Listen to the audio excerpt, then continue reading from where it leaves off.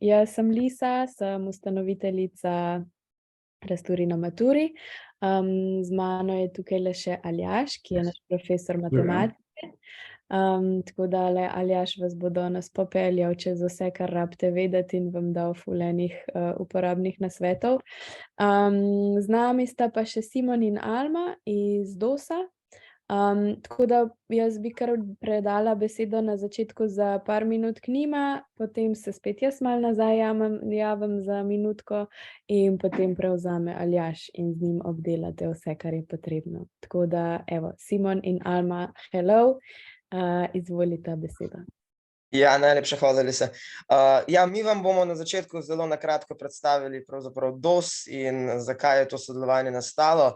Torej, Dijaška organizacija Slovenije je krovna stanovska organizacija vseh dijakov v državi.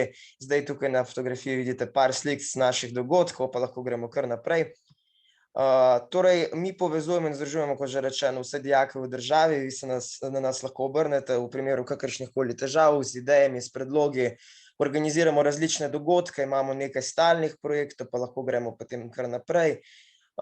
Torej, od stalnih projektov se da izpostaviti Dijaško nacionalno konferenco kot največji projekt, ki je ravno tako pred kratkim potekala. Imamo veliko različnih sodelovanj z različnimi partnerskimi podjetji, recimo kot to danes. Organizirani smo pa iz sveta, predsedstva, parlamenta, odborov in tudi vodstva. Odborom se lahko pridruži vsak izmed vas, torej na različnih področjih delujemo, recimo izobraževanje, socialo, mednarodno povezovanje in potem kot odborniki lahko recimo v okviru mednarodnega odbora tudi kam potujete v tujino, se povezujete z drugimi ljudmi in tako naprej. Pa če gremo kar naprej, torej kot sem že povedal, parlament predstavljajo vsi dijaški poslanci z vseh srednjih šol po Sloveniji, pa če gremo naprej. Potem imamo tudi svet, je v nadaljevanju na slajdih tudi svet in za svet predajam še besedo na kratko Almi. Ja, lepo pozdravljeni še z moje strani, jaz sem Alma in sem letos predsednica sveta. Svet je v bistvu naš nadzorni organ, ki ga imamo zato, da nadzoruje nas predsedstvo. V bistvu oni preberejo vse zapisnike z naših sej in potem komentirajo, če se jim vse zdi v redu, če se jim vse zdi v skladu z našimi načeli. Skratka, tukaj jih imamo zato, da nam pomagajo in zato, da nam dajo kakšne konstruktivne kritike in pa seveda tudi pohvale. Letos imamo 15 svetnikov, so pa voljeni istočasno kot predsedstvo. Ja, hvala, Alma. Ja, to je še fotografija sveta. Pa če gremo kar naprej, letos imamo 15 svetnikov, torej predsedstvo, ki ga sestavlja 5 članov in predsednik, pa če gremo naprej, mi smo nekako izvršilna veja, torej poskušamo, da vse projekte realiziramo. Ja, tukaj so še našteti vsi odbori, torej na katerih področjih delujemo. Imamo letos okoli 60 odbornikov, vabljeni tudi vi, da nas kontaktirate, tukaj spodaj imate kontaktne podatke in se pridružite odborom. Je res zanimivo delo, pa se da tudi veliko se naučiti. Pa če gremo kar naprej, tukaj imamo kar nekaj naštetih naših stalnih projektov, obiskujemo šole, imamo tudi projekt DOS na poti, imamo različne dejavnosti, obšolske dejavnosti, organiziramo tudi koncerte, na področju kulture smo tudi aktivni. Pa če gremo naprej, tukaj imamo še nekaj fotografij iz naših dogodkov v Mariboru, v Ljubljani, tudi bili smo recimo na informativi prisotni v okviru šov v Ljubljani. Pa če gremo kar naprej, ja, tukaj še par slik iz Kranja, iz Maribora, iz ljubljanske pravne fakultete, pa tudi recimo levo spodaj smo bili v Evropskem parlamentu na mednarodnem dogodku. Tudi par odbornikov je šlo recimo iz odbora za mednarodno sodelovanje. Pa če gremo kar naprej, ja, še nekaj prizorov z naših dogodkov. Tukaj smo na pravni fakulteti z strokovnjaki s področja volilne pravice. In če gremo naprej, še nekaj fotografij dogodkov, tukaj smo v Kranju z otroki iz Inštituta Zlata pentljica, smo se pogovarjali in rušili tabuje o otroškem raku. Pa če gremo kar naprej, to je pa eden od projektov lanskih zbirka dijaške poezije, smo tukaj v Narodni galeriji, torej to je zbirka, ki so jo dijaki naredili sami pod pokroviteljstvom Dijaške organizacije Slovenije. Pa če gremo kar naprej, in letos sta aktivna 2 projekta, mogoče res na hitro, Alma, kaj sta ta 2 projekta? Ja, v bistvu gre za dva umetniška projekta. Eden je z področja umetnosti, eden z področja glasbe.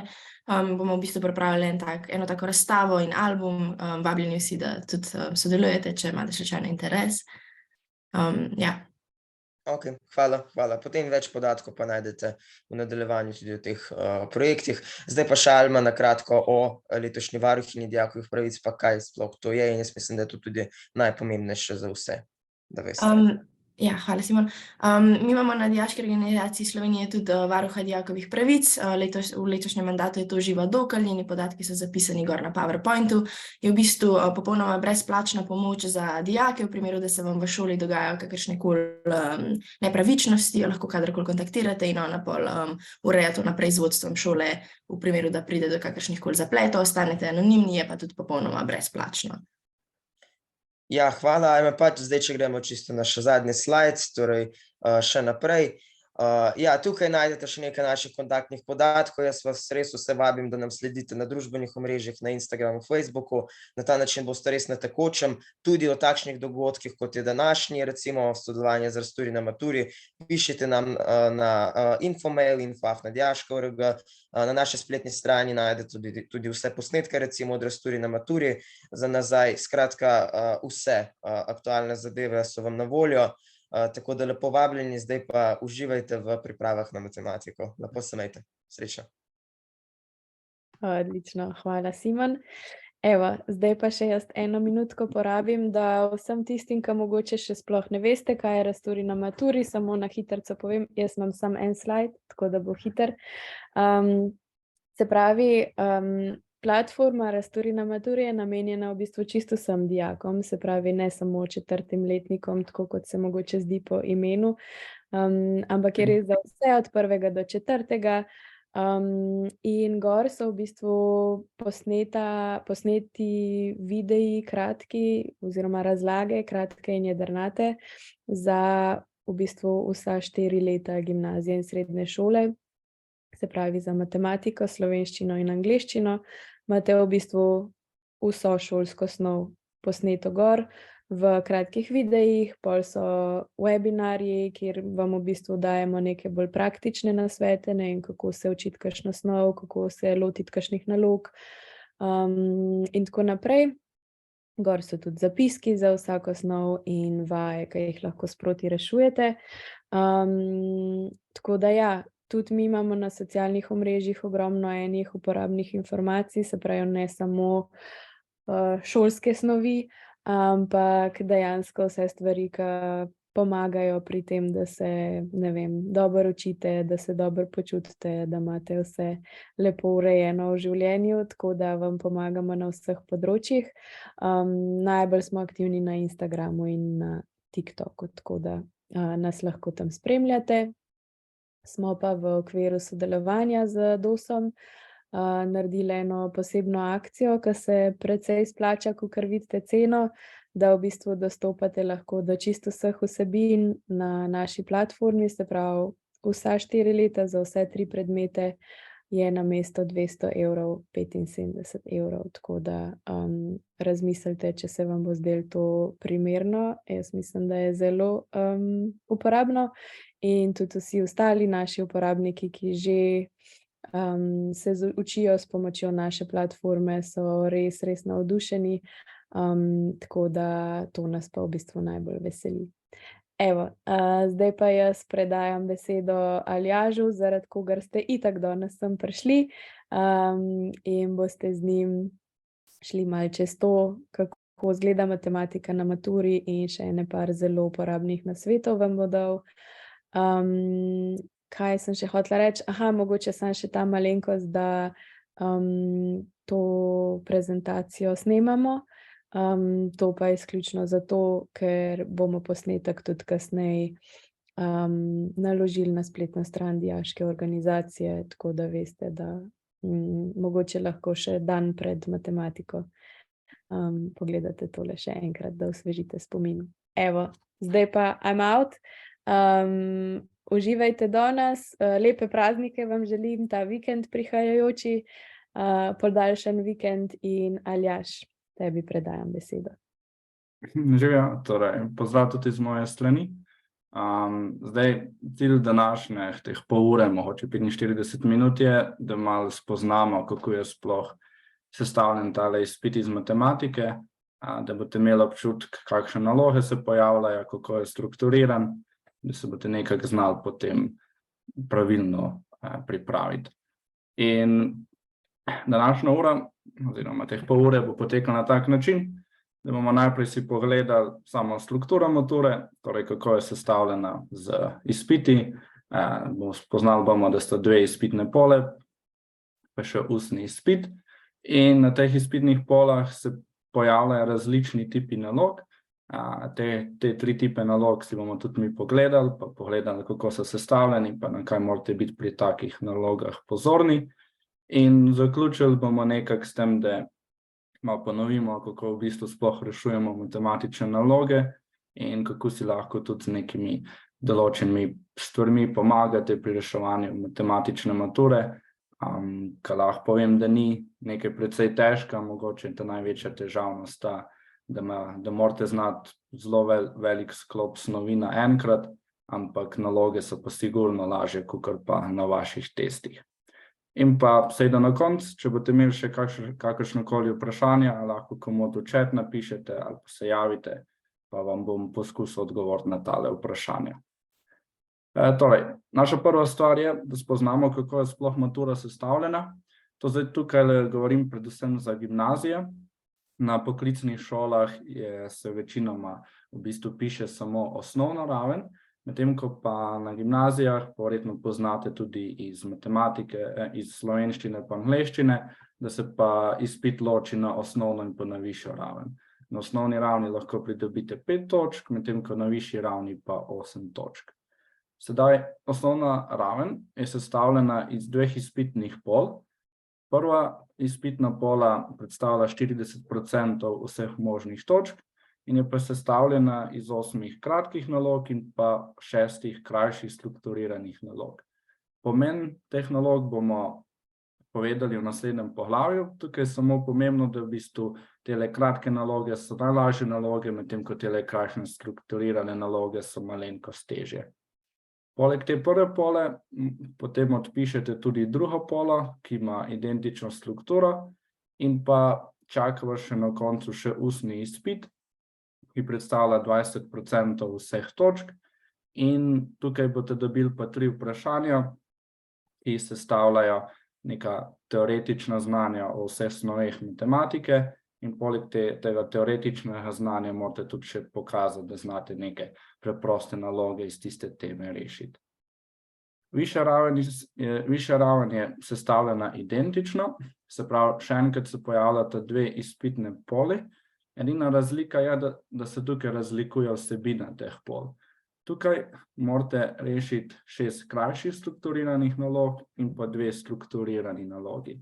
In tukaj spet podobno po težavnosti, najtežje so te strukturirane naloge, ki zavzamejo največ znanja. In na koncu imate tudi na višjem nivoju še ustni izpit. Tale ustni izpit je prav tako sestavljen iz 3 vprašanj. Edina razlika je v tem, da so tukaj lahko prisotne tudi še neke dodatne snovi. Torej, primer, sedaj ste vsi večinoma obravnavali integrale, na višjem nivoju se per partes zahteva, da ga poznate, medtem ko na osnovnem nivoju tega znanja ne potrebujete. Izpit bo potekal 3. junija, tukaj se bo pisal najprej pisni del in tukaj se pridete upoštevati tele 2, prva in pa druga pola. Približno bo izpit potekal tako, da za prvo polo dobite na voljo 90 minut, potem bo sledil odmor in pa na koncu še za drugo izpitno polo bo pa tudi trajal izpit 90 minut. Teh 90 minut je več kot dovolj, da uspešno rešite celotno maturo, tako da lahko tudi vse naloge lepo v miru in počasi rešujete in se vam ne mudi. Ustni izpit bo pa razpisala vaša šola, to bo bil pa nek datum med 12. in pa 21. junijem. In tukaj, kakor sem prej omenil, boste dobili 3 različna vprašanja in nato boste imeli pa na voljo 20 minut. Najprej boste izbrali vprašanje, se boste na njega pripravili, in potem ga boste šli zagovarjati. Verjetno ste zelo podobno imeli tudi pri urah matematike na ustnem izpitu. In mogoče tukaj še pomembna opomna, da pisni del bojo ocenjevali zunanji ocenjevalci, kar ni ravno pomembno za vas. Pomembno pa je, da ustni del bo vodila vaš profesor oziroma vaša profesorica. Zato tudi se vam ni treba nič bati, ker ste verjetno navajeni oziroma navajeni ste ga že 4 leta. In pa tukaj še ena opomba, da na maturi iz matematike ni nobenih minus točk. Torej, vedno se splača zapisati vse, kar znate, ker tudi če nekaj narobe zapišete, ne boste izgubili nobene točke. Za pripomočki so zelo podobni, kakor pri drugih predmetih. Edina razlika je, da tukaj potrebujete še razne tehnične pripomočke. Vse izračune pišemo z nalivnim peresom ali pa kemičnim svinčnikom in svinčnik in pa radelka sta rezervirani samo za skice pa za razne geometrijske konstrukcije. In to je zelo pomembno, ker če boste s svinčnikom pisali izračune, vam verjetno ne bodo šteli tega postopka. Potem seveda potrebujete tudi geometrijsko orodje, to sta šestilo pa nek geotrikotnik. Zdaj, po pravici povedano, uporaba šestila je zelo redka na maturi in večinoma je že geotrikotnik več kot dovolj. Mogoče boste bili pa presenečeni, da na drugi izpitni poli, da je dovoljeno tudi računalo, torej kalkulator, in si bomo tudi na koncu malo pogledali, kako ga lahko uporabite, da vam pomaga pri reševanju. In sedaj, preden gremo na tipe nalog, se mi zdi pa smiselno, da še poznate, kaj sploh ocenjujejo ocenjevalci pri pisnem in pa ustnem delu. In pri pisnem delu se točke podelijo po 4 kriterijih. Prva stvar je, da se štejejo točke po posameznih korakih.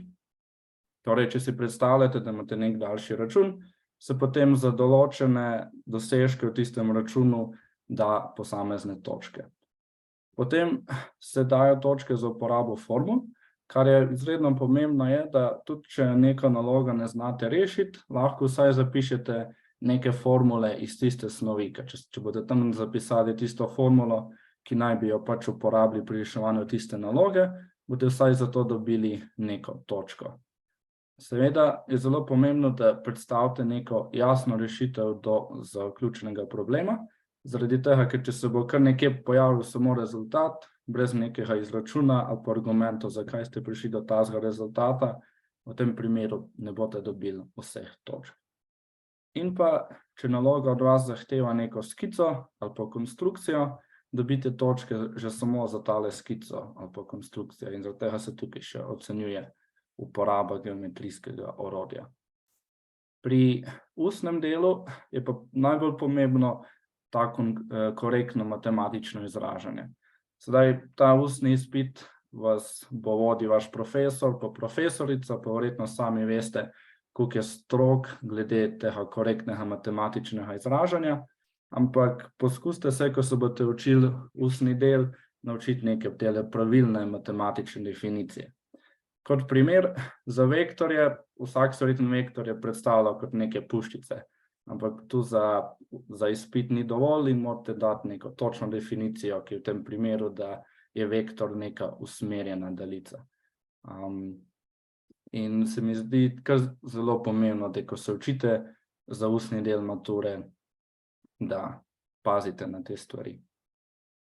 Torej, sedaj smo tale prvi del obdelali. Pri strukturi maturi se pravi predvsem važno, da ima osnovna in pa višja raven po 2 izpitni poli pa ustni izpit. In pri teh izpitnih polah smo videli, da se pojavljajo 3 tipi nalog. Torej, pojavljala se je kratka naloga, krajša strukturirana naloga in pa strukturirana naloga. Torej, prvi 2 se pojavita pri osnovnem nivoju, medtem ko zadnji 2 se pa pri višjem nivoju. In te naloge se nekako sledijo po težavnosti, najlažja je kratka naloga, najtežja je strukturirana naloga in so nekako na različne načine sestavljeni. Pa, če si zdaj pogledamo, Najprej imamo tukaj le kratko nalogo in pri kratki nalogi je ključno to, da je pač kratka. Ima samo eno osnov, naj bi bila enostavno za rešiti in do rešitve naj bi prišli zelo hitro. In ključno je, da pri teh kratkih nalogah od vas zahtevajo neko osnovno razumevanje o točno eni snovi. Tukaj imam primer nekih dveh kratkih nalog. V prvem primeru imamo tukaj neko logaritemsko enačbo in tukaj od vas pričakujejo samo, da znate in poznate rešavati logaritme oziroma logaritemske enačbe. In recimo v tem primeru potrebujete vedeti koliko je logaritem od 1 in pa kako potem x ven poiskati. In v bistvu tale nalogo bi lahko rešili v dveh vrsticah. In tukaj pa še ena druga kratka naloga, tudi če ima veliko teksta, je v bistvu precej preprosta. Dano imamo neko hipotenuzo v pravokotnem trikotniku in po podani imamo še en kot in sedaj moramo zračunati dolžino druge stranice in pa tale rezultat zaokrožiti na stotinko centimetra.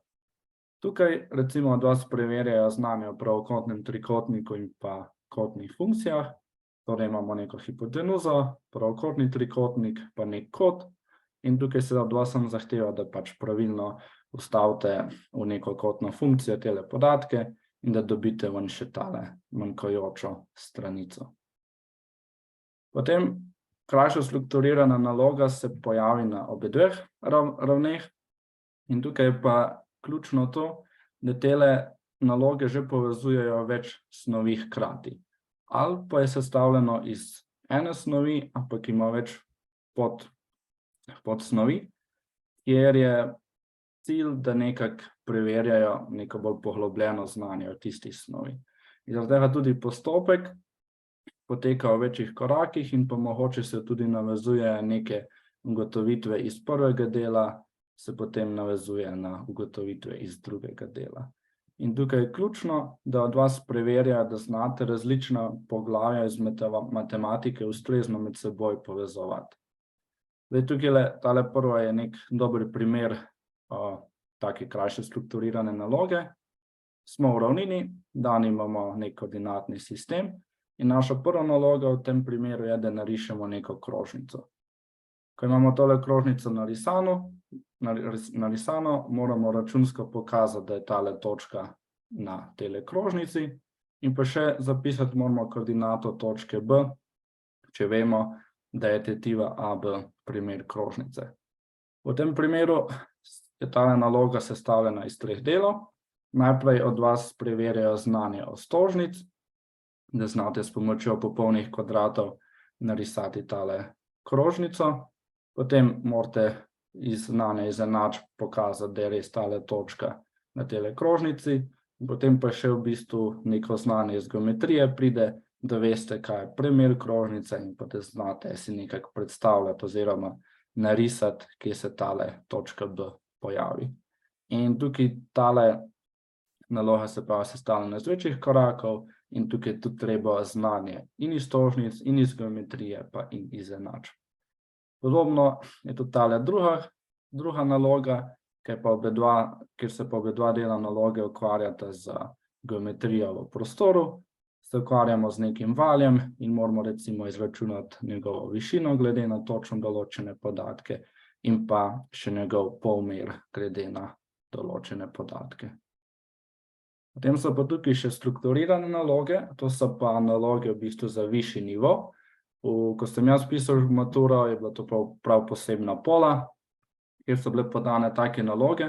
V tem primeru se sedaj matura malo spremenila in so tele naloge že del tele prve in pa druge izpitne pole. In ključno je to, da se tukaj pač preverja še zmeraj razumevanje povezovanja med različnimi snovmi, ampak to povezovanje je na nekem bolj težjem nivoju. Postopki so zahtevnejši in tukaj se v bistvu preverjajo tele teme, ki so rezervirane za višji nivo. Recimo primer je tale spodnja naloga, imamo neko funkcijo dano in najprej se tukaj preverja v prvem delu, če znamo rešavati neke enačbe, če znamo rešavati logaritemske enačbe in pa tele funkcijske zapise. Potem je tukaj recimo naloga, da izpeljemo nek kratek rezultat tele funkcije in pa zadnji del je pa še matematična indukcija, ki je pa recimo res rezervirana samo za višji nivo. V tele zgornji nalogi je pa kombinatorična naloga, sestavljena je iz 2 delov, pa ni nobenih povezovanja med različnimi snovmi, ampak so pa že same te naloge dosti težje, kakor pa recimo neke kombinatorične naloge na osnovnem nivoju. Torej, sedaj smo spoznali še tele 3 naloge in zdaj bi pa samo še za zaključek povedal nekaj trikov pa načinov, kako sploh rešavati te naloge. Zdaj, za reševanje nalog ste verjetno skozi vsa 4 leta že sami prišli do neke tehnike, kako rešavati določeno nalogo in sploh, če ste nekako pod stresom, če ste živčni, je fajn imeti nek plan oziroma načrt, kako se bomo lotili neko nalogo reševati. Najslabše je, da pridete do neke naloge in na hitro preberete in se kar probate nekaj reševati in potem se zmedete in je to to. Tako da en način, kako lahko to naredite, je seveda, da najprej natančno preberete navodilo in ko preberete navodilo, je ključno, da nekako prepoznate, o kateri snovi se bomo dejansko pogovarjali. Torej, to je tale naloga odprej in tukaj bi bil nekak cilj prepoznati, da potrebujemo znanje o krožnici, se pravi o nekih stožnicah, moramo vedeti, kaj je točka, pa še primer krožnice. In ko imamo ta navodilo prebrano, si je smiselno, sploh če smo v nekih geometrijskih nalogah, da si narišemo neko skico in pa izpišemo podatke. In sedaj, če se pač veste, kako se lotiti nalogo, se pač je lotite in jo pa izračunate. Če pa mogoče še ne veste, kako priti do tele rešitve, je pa mogoče smiselen korak, da si vsaj izpišete neke osnovne izreke oziroma formule iz te snovi. V tem primeru bi recimo lahko zapisali enačbo za krožnice, pa si recimo narisali tudi primer krožnice. Ker se mi zdi, da na maturi za matematiko je predvsem problem tale obseg snovi iz 4 let, ki jih morate naenkrat poznati in hitro se naredi, da pozabite nek tale osnovni izrek ali pa formula in je potem neka naloga, čeprav je lahka, je pač težko potem rešiti. In sedaj, ko imamo tele neke osnovne izreke pa skice iz tele snovi, je pa smiselno nekako poiskati povezavo med podatki pa znanjem o tej temi. Torej, recimo v tem primeru, če bi zapisali enačbo krožnice, bi mogli videti, da če hočem narisati tale krožnico, moram tale enačbo spremeniti v tisto osnovno enačbo krožnice in bi potem recimo se tukaj spomnili, da morate uporabiti tale razcep na popolne kvadrate, da bi tole dosegli. In potem, če dobite idejo, kako tole res narediti, seveda izračunate. Če pa slučajno neke naloge preprosto ne znate rešiti, se pa vam ni treba nič obremenjevati. Če se zatakne, rajši greste naprej, pa greste neko novo nalogo reševati, ker konec koncev imate dovolj časa in se lahko potem tudi na koncu vrnete nazaj. Glede pa nekih nasvetov, kako mogoče lahko izboljšate svoj rezultat na maturi. Prva najpomembnejša stvar je, da res ne izpuščate korakov. Prvo zaradi tega, da imajo ocenjevalci jasen postopek, kako ste prišli do rešitve. In druga stvar je pa to, da lahko dobite tudi kar neke naključne točke za tisto, kar ste napisali. Recimo, če morate uporabiti Pitagorov izrek, pa mogoče ne veste, da ga morate uporabiti. Če imate tam napisano tisto formulo, boste tudi za tisto dobili kakšno točko. In veliko nalog je vedno tako sestavljenih, da ko pridete do nekega rezultata, morate tisti rezultat uporabiti v naslednji podnalogi iz tiste naloge. In zaradi tega, če ste zdaj mogoče ne veste, kaj morate v podnalogi narediti, se je smiselno vrniti na prejšnji del naloge in pogledati, če lahko tisti rezultat uporabite za ta drugi del naloge.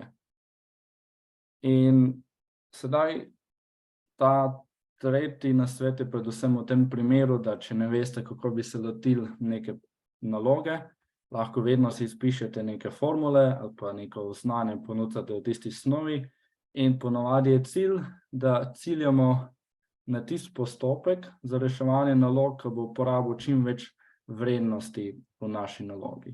Torej, recimo, če imate v nalogi podane 2 stranici trikotnika pa neko višino, je smiselno zbrati tisti postopek, ki bo res vse te informacije uporabil, da boste prišli do želene rešitve. In tale 4. stvar je prav tako se navezuje na to, da pri reševanju mature imate dovolj časa.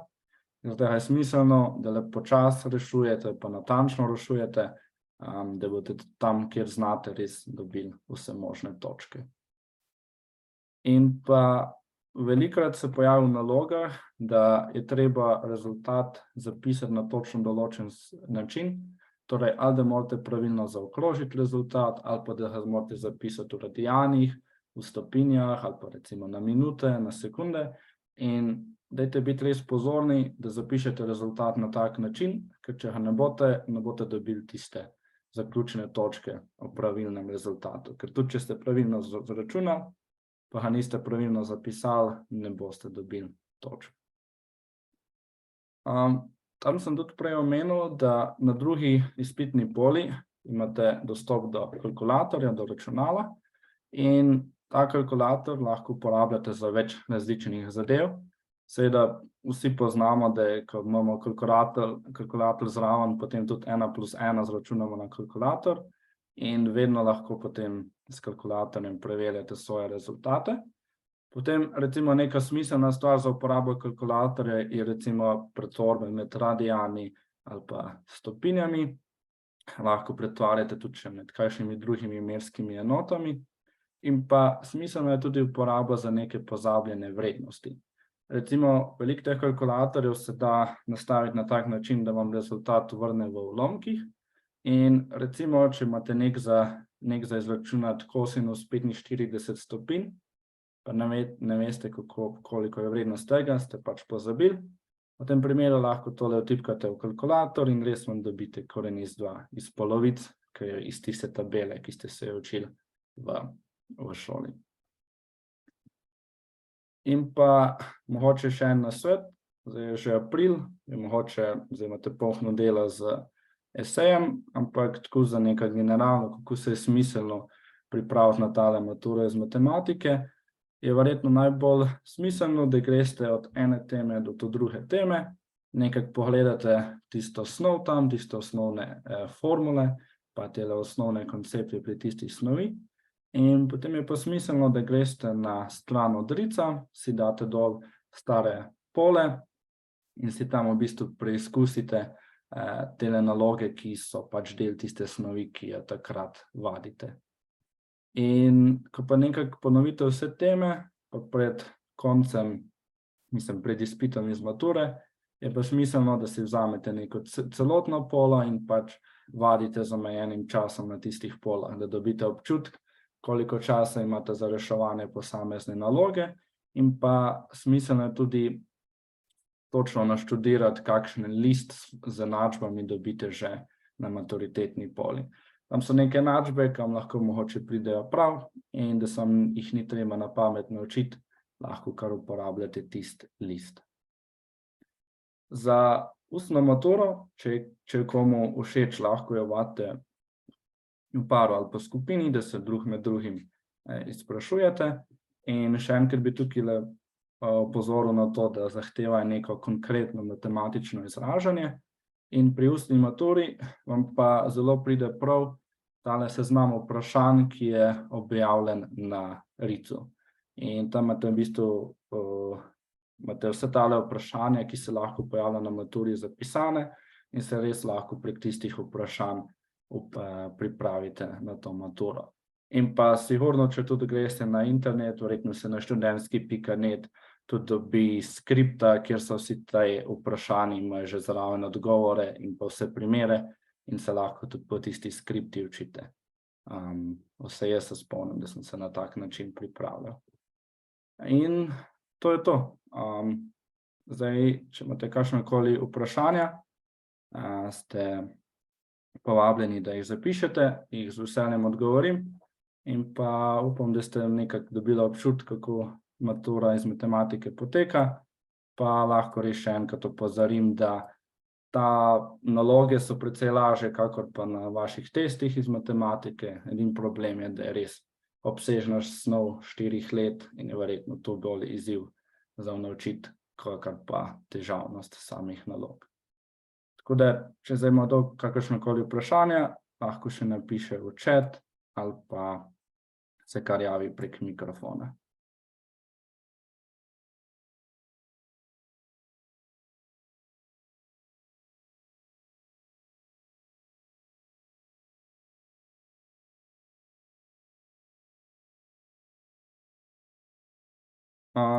Torej, Tadej sprašuje, če je na poklicni maturi iz matematiki samo ena izpitna pola in pa ustni izpit.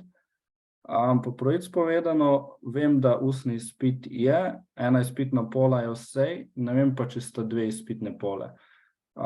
Če te zanima tale informacija, je mogoče smiselno, če greš na stran od RIC-a, pa na poklicno maturo, in tam sigurno piše tale točno definicijo, ali je ena izpitna pola ali pa 2.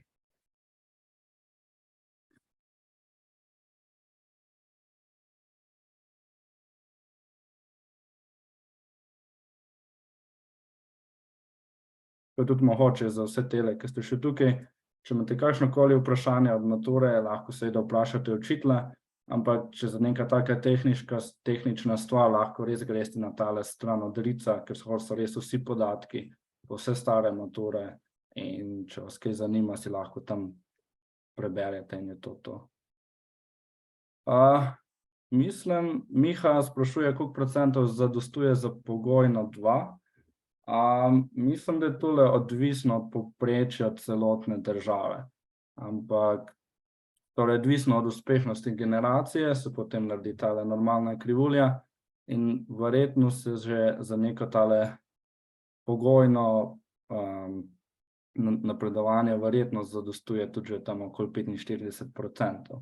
Nisem pa prepričan. Ampak v glavnem, če pridete čez 50%, boste sigurno naredili tale maturo.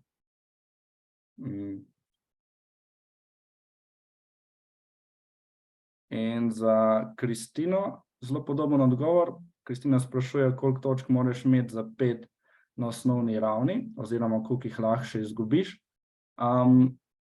To je odvisno od generacije. Se pravi, če je dobra, če boljš rešuje, to pomeni pol, da lahko manj točk izgubiš. Torej, tukaj ni tak princip, kakor je na testu, ker so točno določene točke za 5, za 4, za 3, ampak je pač odvisno od uspešnosti generacije. Ampak na koncu se vedno nekako tako pokaže, da vzamemo vse učence in tistih, meni se zdi, 10% najboljših bo pač dobilo 5 in potem po 10% dol bo pač postavili tele pogoje.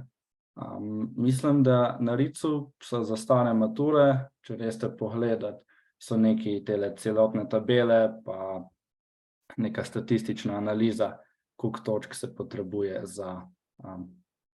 da dobite 5, 4 in tele točke.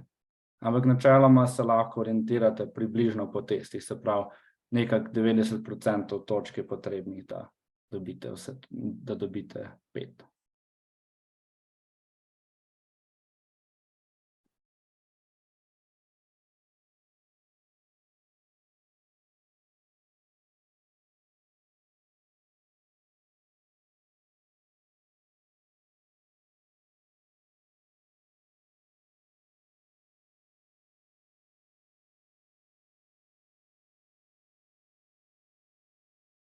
Dobro, torej, če ni nobenih več vprašanj, sem še enkrat zahvalil za vso pozornost, pa za obisk, pa vam želim neke lepe praznike, pa da se še malo spočijete, pa predvsem potem uspešno reševanje celotne mature, pa da ne bi bili preveč pod stresom.